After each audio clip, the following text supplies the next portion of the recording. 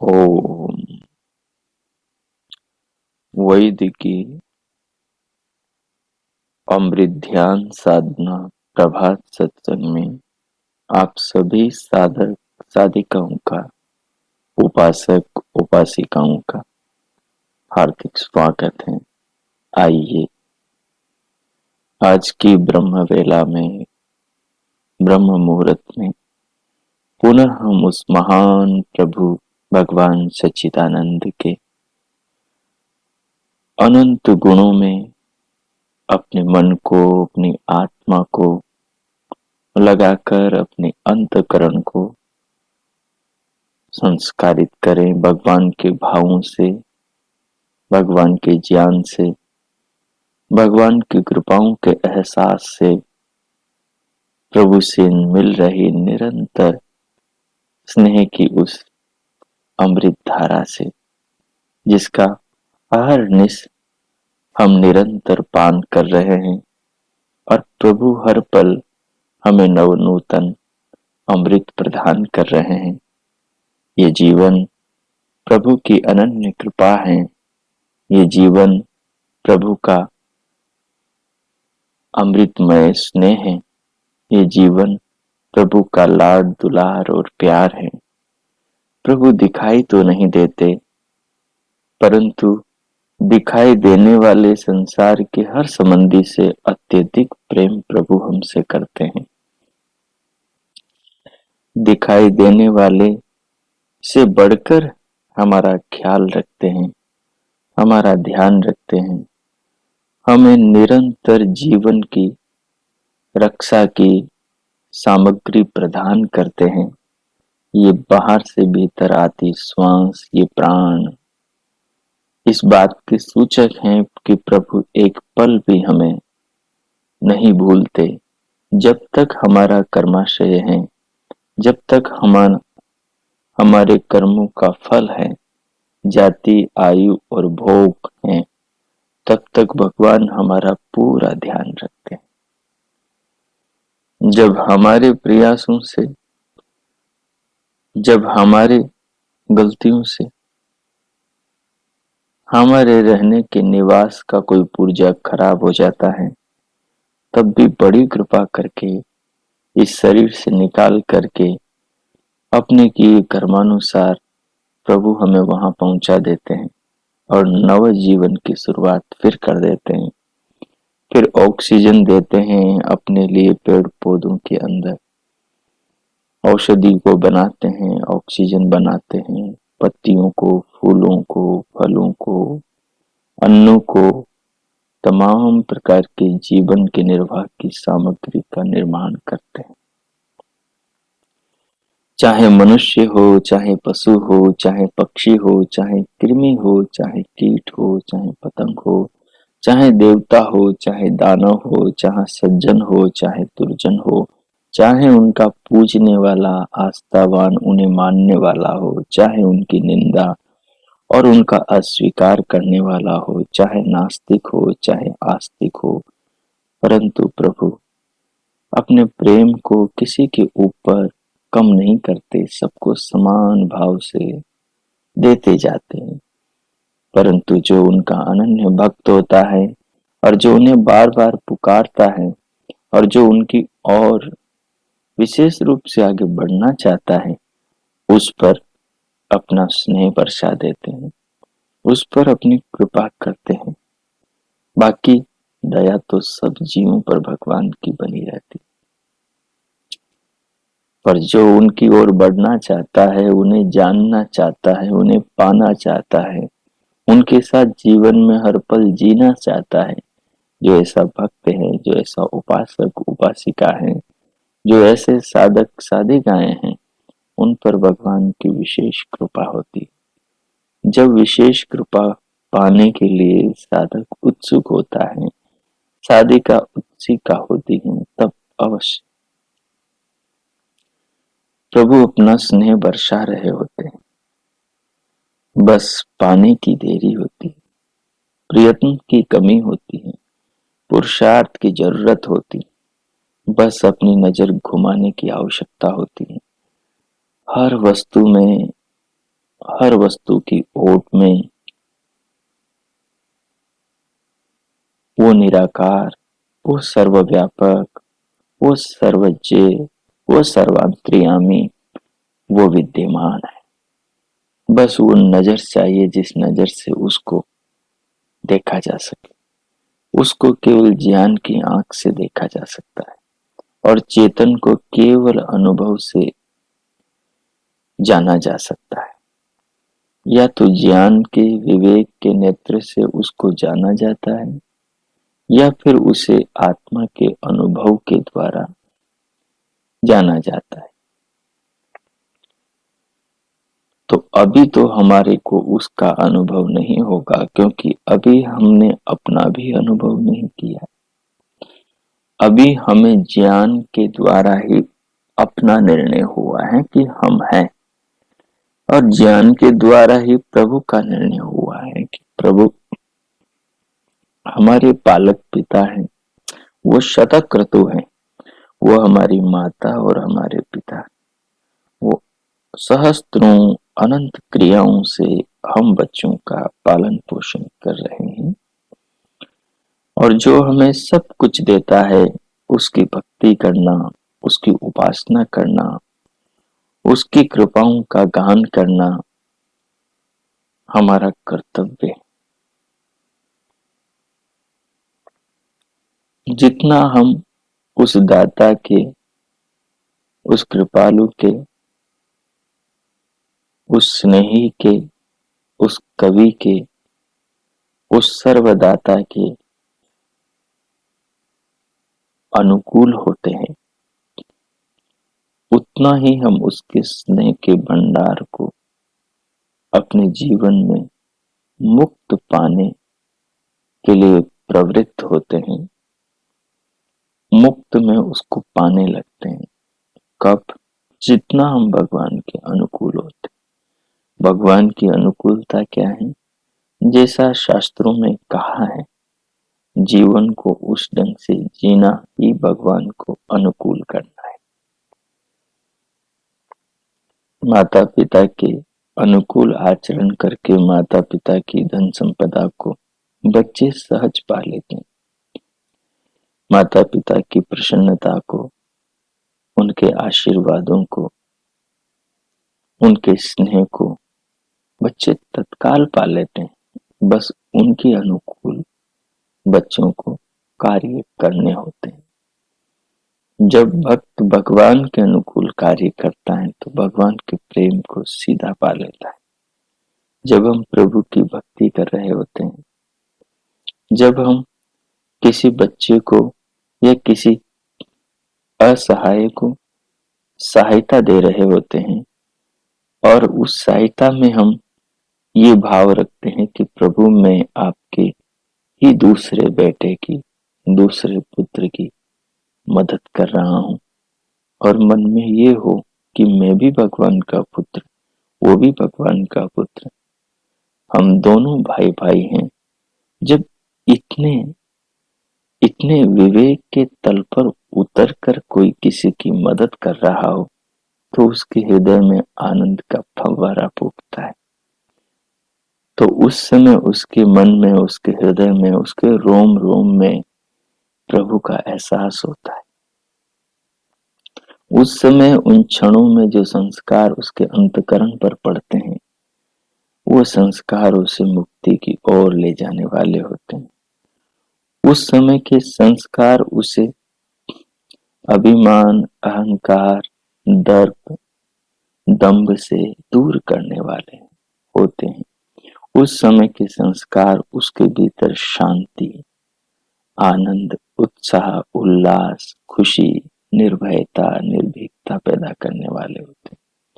उस समय के संस्कार उसके सारे तनाव को, सारे चिड़चिड़ेपन को, सारी उदासीनता, मायूसता को, सारे डर भय को, सब चीजों को दूर कर देता है उस समय का बड़ा संस्कार। क्योंकि जब कोई भगवान को स्वीकार करता है और इस सारे जगत को भगवान का मानता है और हर आकृति में उस विधाता की रचना को, उसके यश को, उसकी महिमा को देखता है, अपने जीवन में आ रहे बाहर से भीतर जीवन की ज्योत के ईंधन इन प्राणों को देखता है, हर बार नूतन आती श्वास को महसूस करता है, धड़कते हृदय को, हार्ट, दिल को अनुभव करता है, नाड़ियों में हो रहे स्पंदन को, देह में दौड़ रहे रक्त शिराओं में बहते रक्त की धाराओं को, आंखों से निकलती दृष्टि ज्योत को और कानों में विद्यमान श्रवण शक्ति को जब कोई जागकर अनुभव करता है तो वो भगवान के प्रेम में नहा जाता है। तो भगवान के प्रति उसके भीतर हृदय में जो कृतज्ञता के भाव उठते हैं, कृतज्ञता के जो भाव उत्पन्न होते हैं, ये भाव उसके अंतकरण को शुद्ध कर देते हैं, पावन कर देते हैं, निर्मल कर देते हैं, उसको सरल कर देते हैं, सच में उसे साधु साधक बना देते हैं।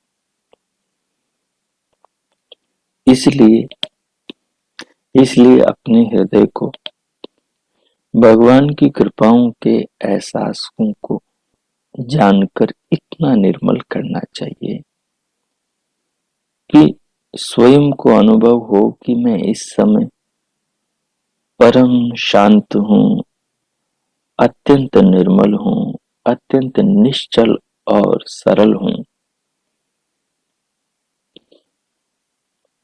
क्योंकि जल जितना शुद्ध होता है उतना ही वो उत्तम दर्पण बन जाता है।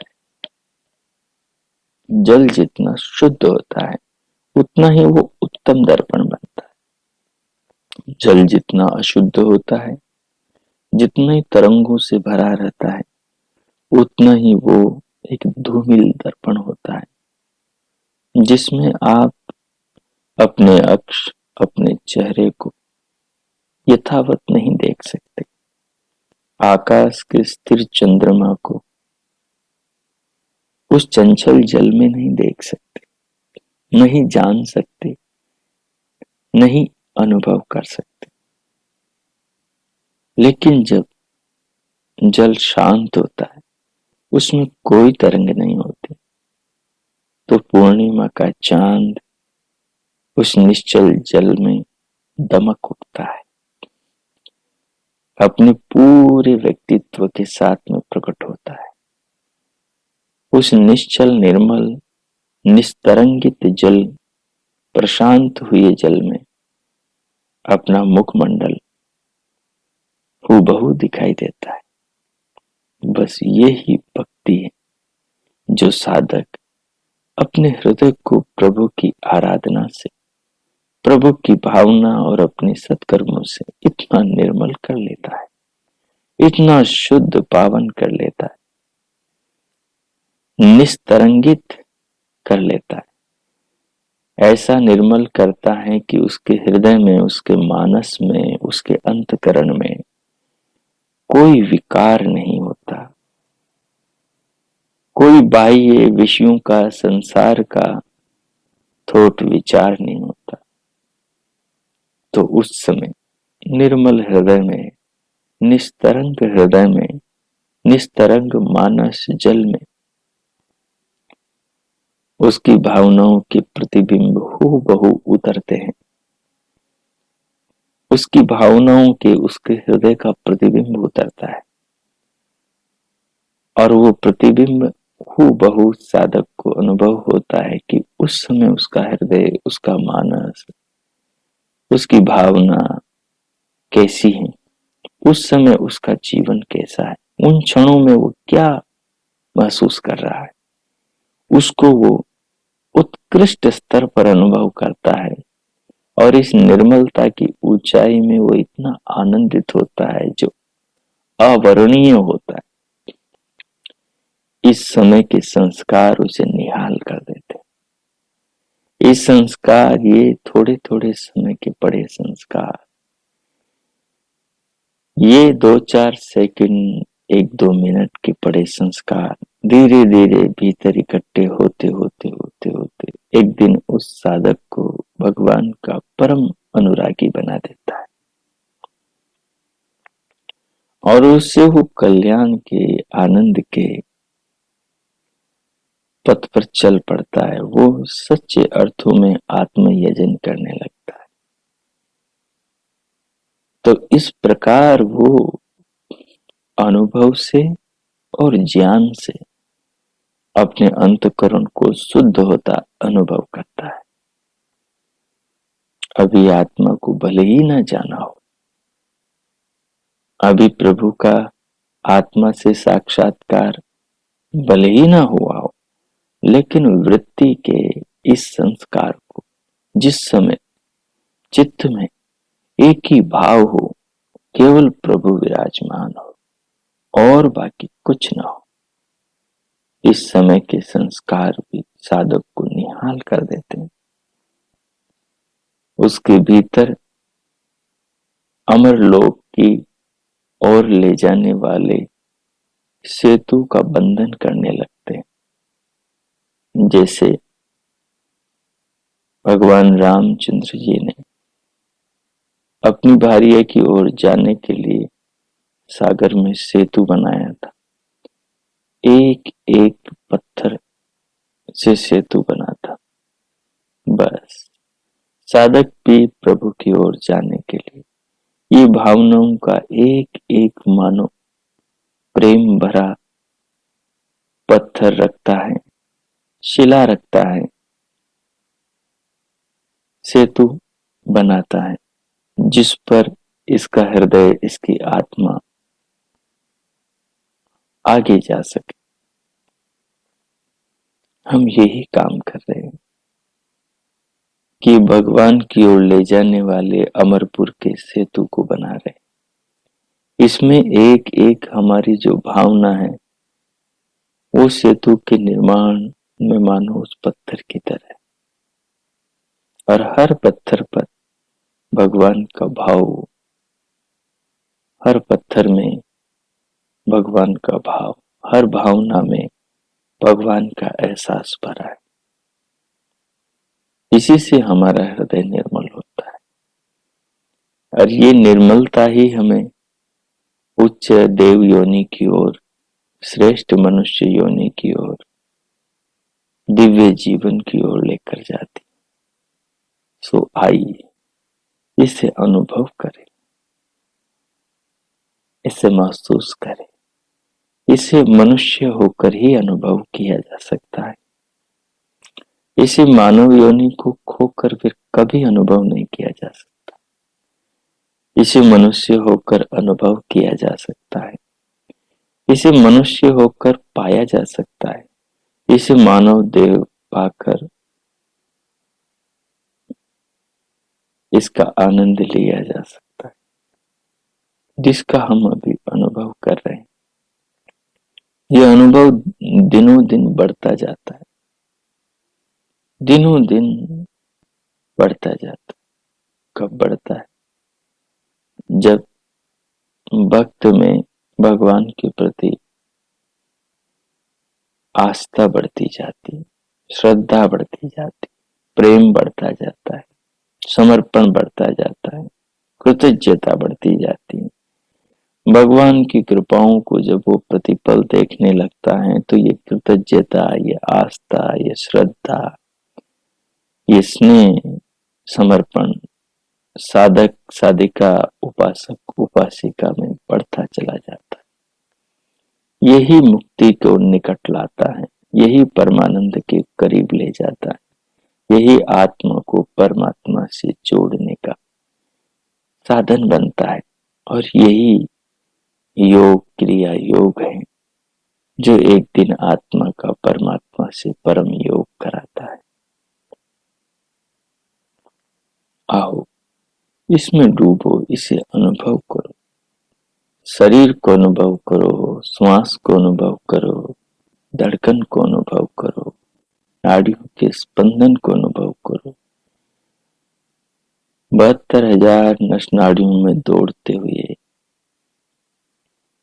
भगवान के नियमों के, व्यवस्थाओं के अमृत रस को अनुभव करो, जिससे हमें ये जीवन मिल रहा है, जिससे हमारी आंखों में ज्योति है और हम जगत को देख रहे हैं, जिससे हमारे कानों में श्रवण शक्ति है और हम प्रभु की दुनिया की मधुर कलरवों को सुन रहे हैं, उनकी वाणी, वेद वाणी को सुन रहे हैं, जिससे हम बोल रहे हैं, हाथों से कर्म इंद्रियों से कर्म कर रहे हैं, पांवों पर चल रहे हैं। ये सब शरीर के भीतर की व्यवस्था, शरीर के भीतर के नियमों पर, शरीर के भीतर के यंत्रों पर निर्भर है।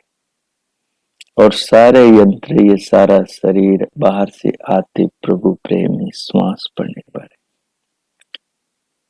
प्राणों पर निर्भर है, बाहर इन वृक्षों पेड़ पौधों पर निर्भर है। तो जितना प्रेम आप अपने शरीर से करते हो, जितना प्रेम आप अपनी श्वास से, अपने जीवनी शक्ति से करते हो, उतना ही प्रेम इन पेड़ पौधों से भी करो। इनको भी आप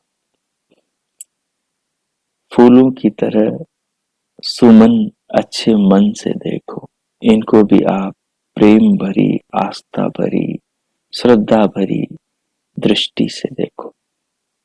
इनको भी छुओ तो ऐसे छुओ कि प्रभु के प्रेम को आप महसूस कर रहे हो, क्योंकि वृक्ष तो हमारा जीवन है, वृक्ष तो हमारे जीवन का ईंधन है। इसकी निकलती हुई ये ऑक्सीजन, ये प्राण वायु हमारा प्राण है, हमारे जीवन का ईंधन है। ये हमारी कार्बन डाइऑक्साइड को लेता है, ये हमारे विष को लेता है, ये हमारे रोगों को, हमारे दोषों को, हमारे शरीर के रोगाणुओं को जो भीतर से बाहर आते हैं, ये उन्हें ग्रहण करके हमें जीवनी शक्ति देता है। इसमें इसका कुछ नहीं, सब प्रभु का है। तो वृक्ष ही प्रभु का है। तो प्रभु वृक्ष प्रेम, प्रभु से ही प्रेम है। वृक्ष को पानी दे रहे हैं, हम प्रभु के कार्य को ही अपनी श्रद्धांजलि दे रहे, अर्थात अपनी श्रद्धा प्रकट कर रहे,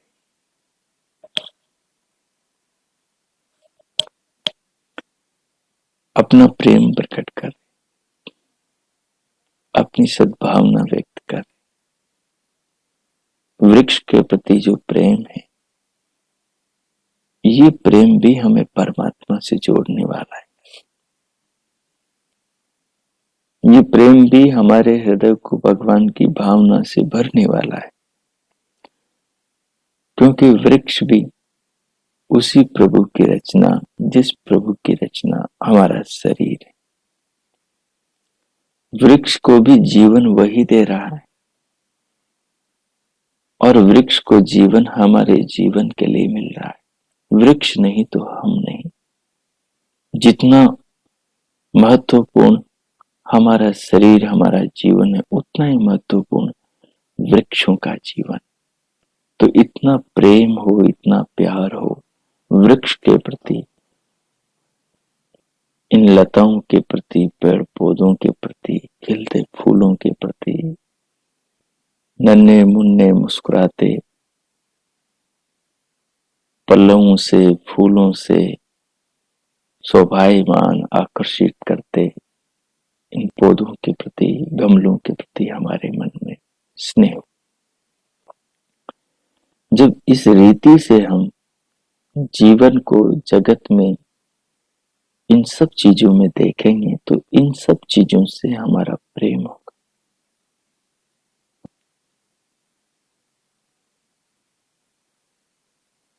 उस वृक्ष को पानी देने वाला व्यक्ति उस वृक्ष का प्राण है, उस वृक्ष को वो जीवन दे रहा है, उसको पानी देने वाला हमें ही पानी दे रहा है, उसको भोजन देने वाला हमें ही भोजन दे रहा है, वृक्ष की सेवा करने वाला हमारी ही सेवा कर रहा है।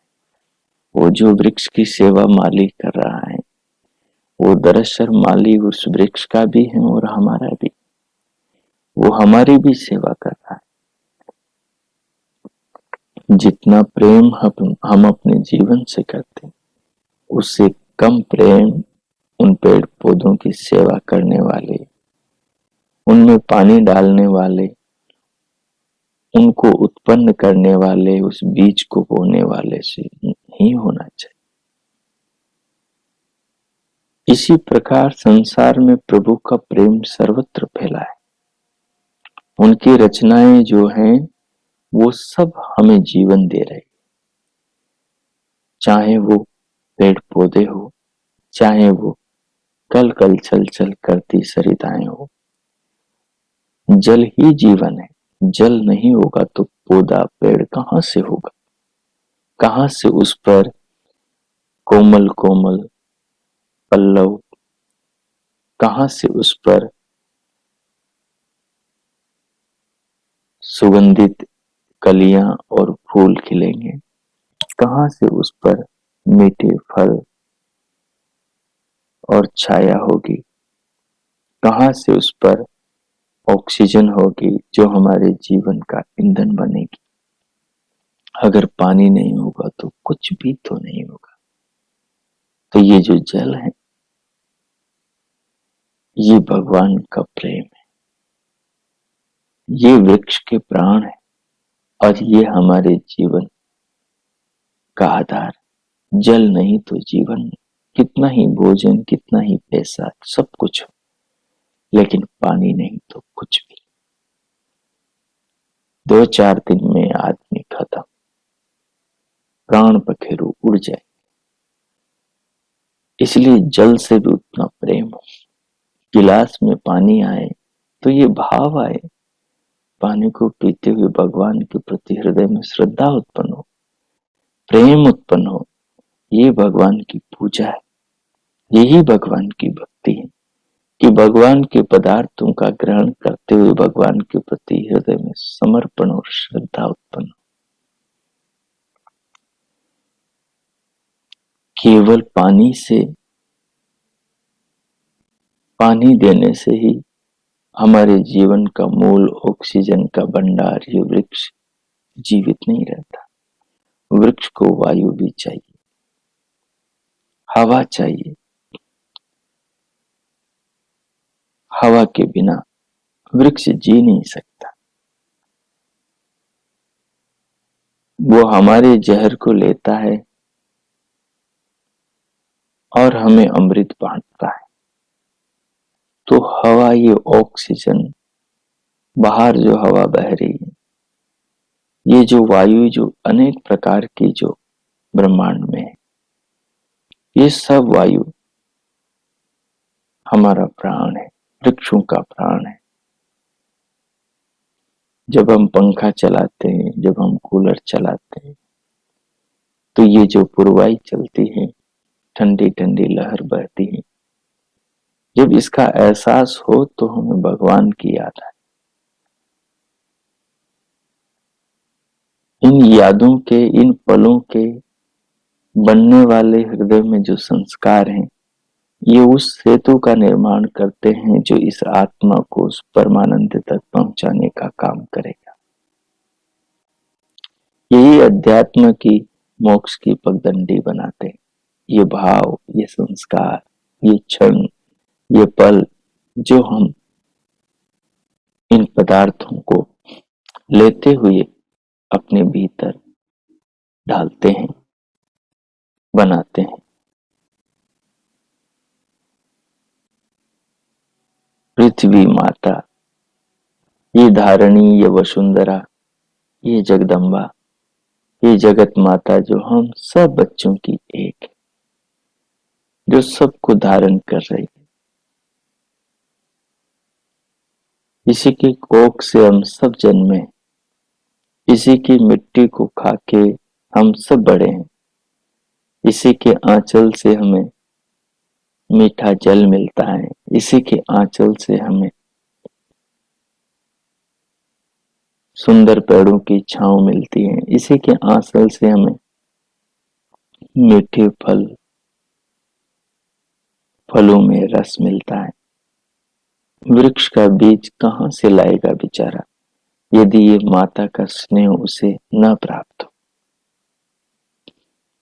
वृक्ष के बीज को जब माँ का आश्रय, आंचल, गोद प्राप्त होती है तो वो इसके स्नेह को पाकर बढ़ने लगता है।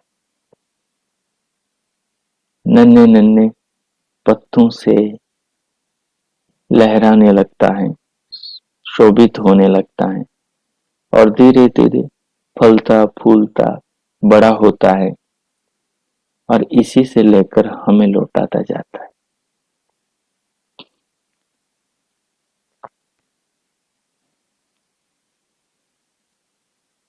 पृथ्वी माता के प्रति, इस धरा के प्रति हमारी श्रद्धा हो, प्रेम हो, लेकिन वस्तु तो ये माध्यम है। ये उस सेतु का एक पत्थर है जो सेतु हमारी आत्मा को परमात्मा तक ले जाएगा। जैसे ये वृक्ष उस सेतु का एक पत्थर है, जैसे ये जल उस सेतु का एक पत्थर है। सृष्टि का हर पदार्थ जो आत्म कल्याण की ओर आत्मा को ले जा रहा है, वो आत्मा को परमानंद की ओर ले जाने वाले सेतु का एक पत्थर है। वो ये सब मिलकर सेतु बनाएंगे। कब? जब हमारी भावना ऐसी होगी। तो पृथ्वी अपने आप में निर्जीव, जड़, अपने आप में कोई समझ नहीं रखती। पृथ्वी का एक एक कण ये नहीं जानता कि वो कैसे जुड़ा है। पृथ्वी नहीं जानती कि वो क्यों है, किस लिए है।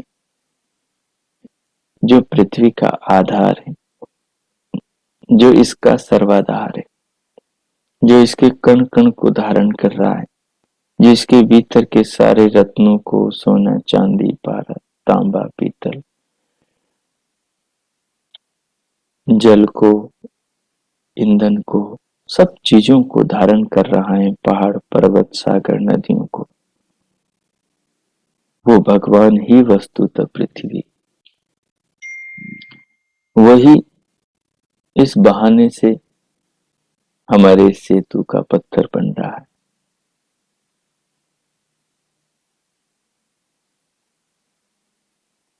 प्रभु नीचे भी हैं, ऊपर भी हैं। उन्होंने अपने हाथों से हमें उठा रखा है। ये पृथ्वी हम सबको धारण कर रही है। तो पृथ्वी के प्रति हमारे मन में कितना सत्कार होना चाहिए। पृथ्वी नहीं तो हम कुछ भी नहीं, हो नहीं सकते। और पृथ्वी किससे है? अपने आप से तो नहीं, पृथ्वी प्रभु से है, प्रभु से। तो पृथ्वी के आधार प्रभु को हम जब पृथ्वी को महसूस करेंगे तो अनुभव में प्रभु आएंगे। क्योंकि वृक्ष में जो व्यवस्था है, जो उसके पत्तों में कर्तन है, जो उसके अंदर हमारे विष को लेने और हमें अमृत देने की योग्यता आई है। जो उसके फूलों में सुगंध है और फूलों से बनते फलों में मिठास है और उसके पत्तों में सूर्य की तेज ताप को रोककर शीतलता देने की शक्ति है। ये सब प्रभु की योजना से ही तो वृक्ष में आई है। तो वृक्ष स्नेह कर रहा है, मतलब प्रभु स्नेह कर रहे हैं। वृक्ष हमें फल दे, फल से बुला रहा है और कह रहा है मेरे मीठे फल खाओ, मतलब प्रभु हमें कह रहे हैं कि आओ मीठे फल खाओ बच्चों। ऑक्सीजन वृक्ष दे रहा है, मतलब प्रभु कह रहे हैं आओ इसकी ऑक्सीजन लो, ये जीवनी शक्ति से ग्रहण करो, मैंने तुम्हारे लिए बनाई है। वृक्ष की छांव की ओर जाओ तो महसूस करो, देखो प्रभु कह रहे हैं आओ मेरे करीब बैठो, मेरे तनों पर बैठो, मेरी छांव में बैठो और मुझे महसूस करो। मैं स्नेही हूं, रुशना पश्यतामा, मेरे स्नेह को देखो। ये तत्व है, यही आत्मा को परमात्मा की ओर ले जाने वाला सेतु, यही क्रियात्मक योग है। इसी से आत्मा भविष्य में परमात्मा से मिलेगा। अभी ज्ञान से मिल रहा है, अभी विचारों से मिल रहा है और आगे साक्षात परमानंद से, आत्मा से परमात्मा मिलेगा। तो जैसा वृक्ष में अनुभव कर रहे हो, उसी ज्ञान को पृथ्वी में भी ट्रांसफर करो। पृथ्वी हमें धारण नहीं कर रही, प्रभु ही धारण कर रहे। पृथ्वी पर जो ये सरिताएं बह रही हैं, ये प्रभु के ही स्नेह की धाराएं बह रही है। पृथ्वी पर जो सागर लहरों में लहरा रहा है, वो वस्तुतः जल का भंडार है, लेकिन प्रभु ने उसको खारा कर दिया कि लोग इसका दुरुपयोग न करें, और उसी से खजाने से वो जल मीठा कर करके बहाता बरसाता है और हम सबको अपने प्रेम का, अपने स्नेह का, हम सब बच्चों का पिता होने का, माता होने का, जीवन सखा, मित्र, कृपालु होने का एहसास कराता है। तो पृथ्वी को अनुभव करो। जब सुबह सुबह सैया से उठो, पृथ्वी पर चरण रखो तो प्रभु को प्रणाम करो। इस मां धारणी क्यों, देखते हुए भगवान को देखो कि मानो उन्होंने हाथ ही नीचे कर रखे हैं कि आओ बच्चों।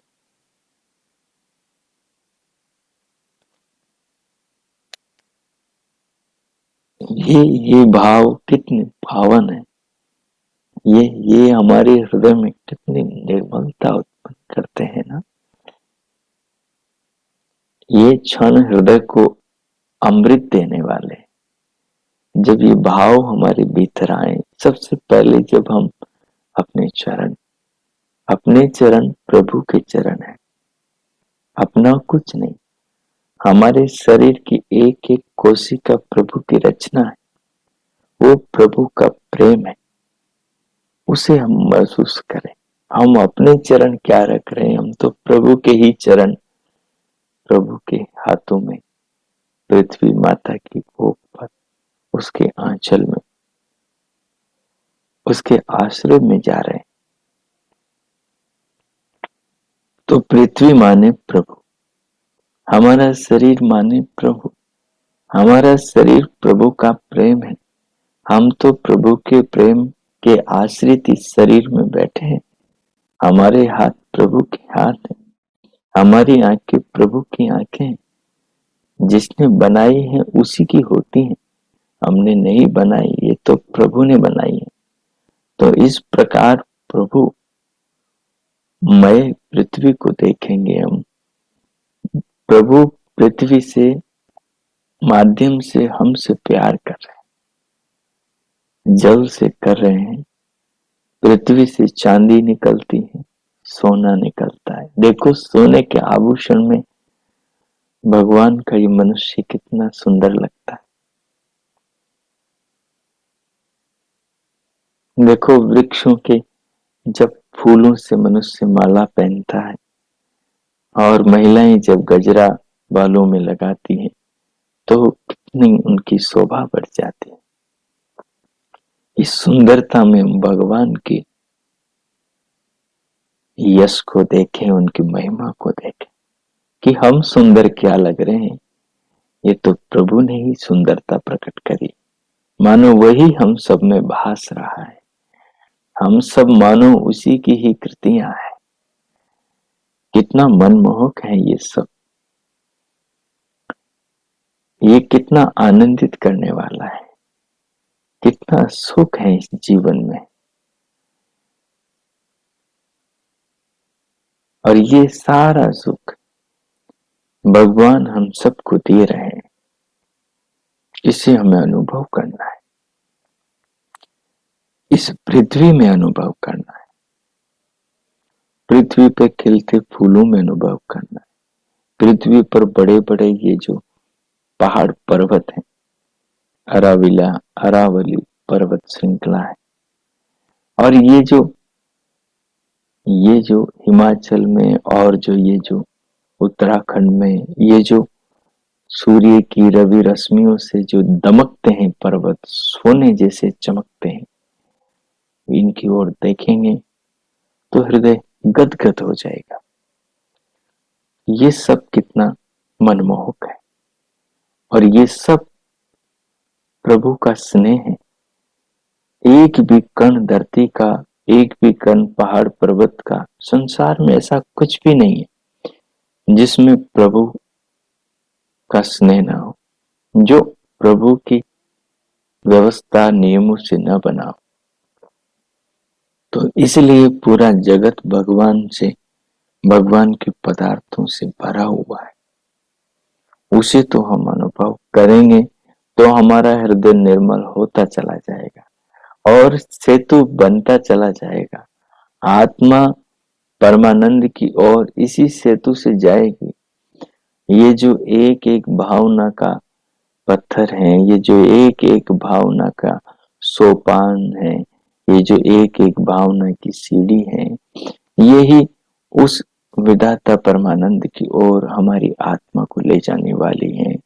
ये एक एक भावना हमारे अंतकरण में संस्कार बनेगी और ये संस्कार धीरे धीरे ज्यों ज्यों भावनाएं बढ़ेंगी, ज्यों ज्यों हम इस प्रकार का चिंतन करेंगे, भावनाओं का अधिक संग्रह होगा और ये भावनाएं हमारे हृदय को निर्मल करती जाएंगी और ये सेतु मजबूत होगा, आगे आगे बढ़ता जाएगा और एक दिन इस आत्मा को उस परमात्मा से मिला देगा। संसार में पदार्थों की कोई कमी नहीं, एक भी पदार्थ का पूरा विश्लेषण मनुष्य जीवन लगाकर नहीं कर सकता। हम पृथ्वी से, हम पेड़ पौधों से, हम जल से उड़ान और ऊंची उड़ेंगे और फिर हम सूर्य पर जा बैठेंगे। अब हम सूर्य का चिंतन करेंगे। भगवान क्या कहते हैं, उनकी ऋचा क्या कहती है। महर्षि वायु जिन्होंने यजुर्वेद को प्रभु से सुना, उन्होंने क्या कहा, यो असौ पुरुषः सो अहम। ये जो सूर्य में पुरुष है वो मैं हूं। ओम खम ब्रह्म। कौन है जो सूर्य में पुरुष है? कौन सूर्य को चला रहा है? कौन सूर्य को दमका रहा है? कौन सूर्य से जगत को प्रकाशित कर रहा है? तो भगवान कहते हैं ओम खम ब्रह्म, जो संपूर्ण आकाश में, आकाश के समान संपूर्ण ब्रह्मांड में व्यापक है।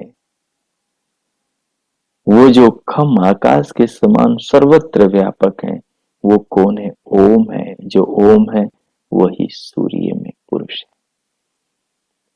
वो पुरुष परम पुरुष है जो सारे जगत को धारण करने वाला पिता है। तो जब सूर्य की रवि रश्मियों से आप स्नान करो, जब सुबह उठकर उसकी ओर देखो, तो प्रणाम करो, सूर्य को नहीं, सूर्य में बैठे प्रभु को करो। ये भावनाओं की तरंगों पर उड़ान उड़ो, ये भावनाओं के पंखों से विशाल अध्यात्म के गगन में उड़ाने उड़ोगे,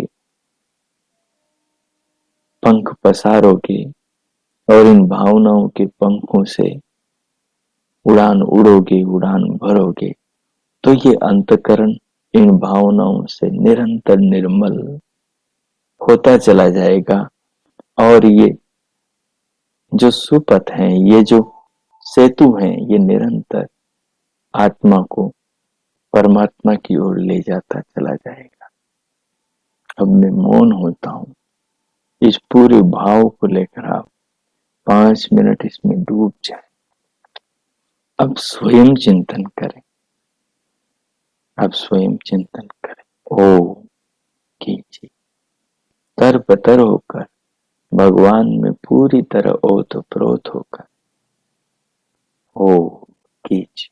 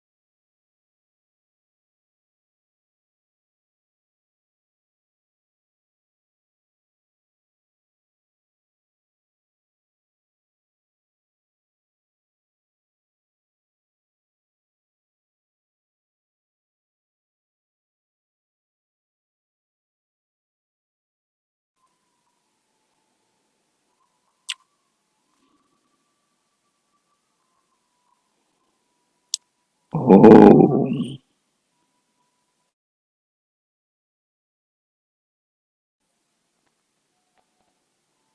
ओम। इस प्रकार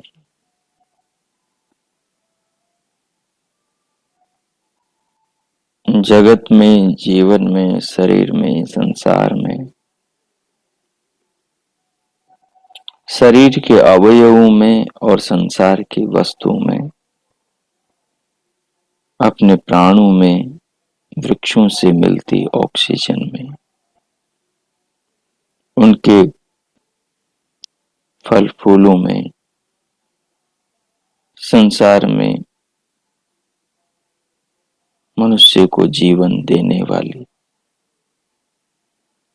तमाम शक्तियों में, पदार्थों में प्रभु के प्रेम को देखते हुए, प्रभु की करुणा, स्नेह, उनकी शक्ति, व्यवस्था, उनकी कुशलता, उनकी योग्यता, उनकी महानता, उनकी महिमा को जानते हुए प्रभु के प्रति हृदय में श्रद्धा, कृतज्ञता, आदर उत्पन्न करते हुए इस प्रकार अपना आत्मनिर्माण अपने को करना चाहिए, जिससे हमारा हृदय निर्मल हो, हमारा हृदय शुद्ध हो, हमारी भावना पावन हो, हमारा जीवन श्रेष्ठ हो, हमारा व्यवहार उत्तम हो, हम सच्चे अर्थों में मानव से प्रेम करने वाले बने, प्राणी मात्र के हम सखा बंधु मित्र बने, हम भगवान की तरह सबके स्नेही बने, सबसे स्नेह करने वाले बने, हम अज्ञानियों को मार्ग दिखाने वाले दीपक की तरह उनके अंधकार को हरने वाले बने, हम रोगियों के औषध की तरह दुखों को दूर करने वाले बने, हम विकलांग की लाठी की तरह उसका सहाय बने, हम अंधे की उंगली पकड़ने वाले की तरह उसके मार्गदर्शक बने, हम संसार को अपना परिवार समझें और इस परिवार में एक पिता को सबका स्वामी अनुभव करें, उस जगदाधिकार जगदीश्वर को सबका ईश्वर स्वामी अपनी भावनाओं में बना के रखें और जीवन को इस प्रकार निर्मल करें, पावन करें, आत्मा को परमात्मा से जोड़ने वाले इस अंतकरण की शुद्धि रूपी, भावना रूपी सेतु को दिनों दिन आगे बढ़ाते जाएं कि ये हमें उस परमानंद तक ले जाएं। यही साधना है, यही योगाभ्यास, क्रिया योग है, जिसे हर मनुष्य आराम से कर सकता है। सो आइए इन भावों को भीतर बनाए रखते हुए अपने आप में दृढ़ निश्चय बनाकर इस प्रकार का हम अपने अंतकरण में निर्माण अपना करते रहेंगे। जब हम आंखें खोलेंगे तो पूरे जगत में यही चीजें विस्तृत फैली मिलेंगी, जिनमें हम भगवान को देख सकते हैं। ये जितना हम ध्यान में बैठकर इस प्रकार चिंतन करेंगे, आत्मचिंतन करेंगे, प्रभु चिंतन करेंगे, आत्मा को प्रभु से जोड़ने वाले भावों का, ज्ञान का आत्मरंजन करेंगे, आत्मचिंतन करेंगे, उतना ही हमारे संस्कार हमें व्यवहार काल में, जागृत अवस्था में, बहिर्मुखी अवस्था में भी इन भावनाओं से जोड़े रखें। यदि जागृत काल में आप इन भावनाओं से नहीं स्वयं को जुड़ा हुआ पाते हैं, तो उसका अर्थ है कि आप इस प्रकार के चिंतन से अभी पूरी तरह जुड़े नहीं। अभी आपने इस प्रकार के संस्कार अपने हृदय में प्राचुर्य अधिक मात्रा में डाले नहीं।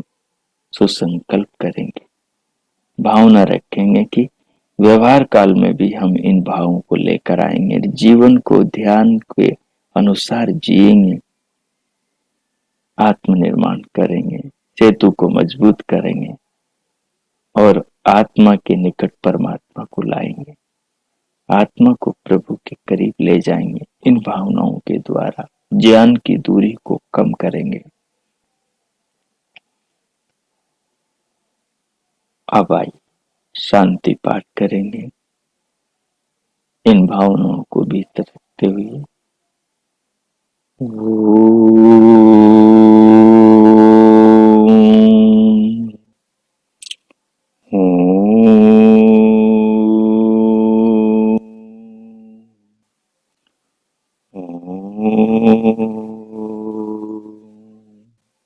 शांति शांति शांति।